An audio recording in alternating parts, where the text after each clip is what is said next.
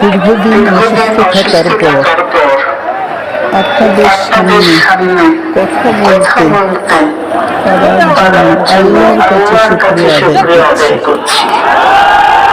আমার কারাবন্দী অবস্থায় আপনারা আমার কারামুক্তি ও রোগ মুক্তির জন্য সংগ্রাম করেছেন, দোয়া করেছেন। সেজন্য আমি আপনাদের সকলকে ধন্যবাদ জানাচ্ছি।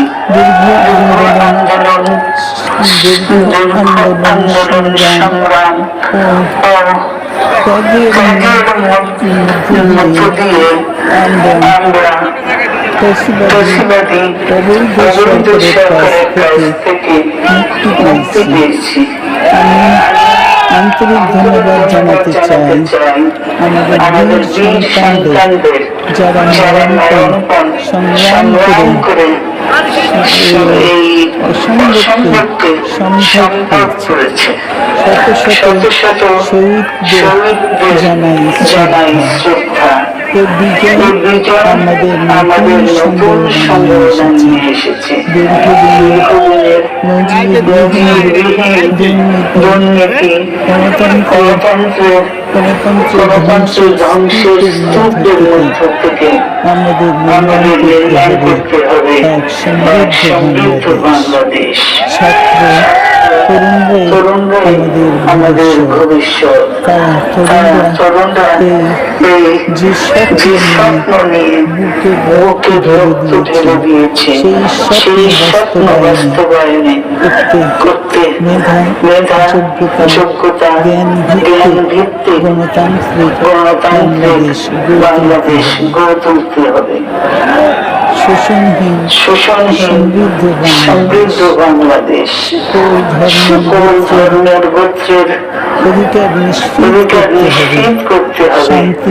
শান্তি প্রগতি আর সাম্যের ভিত্তিতে আধুনিক বাংলাদেশ নির্মাণে আসুন আমরা তরুণদের হাত শক্তিশালী করি। প্রতিশোধ নয়, প্রতিহিংসা নয়, ভালোবাসা, শান্তি ও জ্ঞান ভিত্তিক সমাজ গড়ে তুলি। আল্লাহ হাফেজ। বাংলাদেশ জিন্দাবাদ।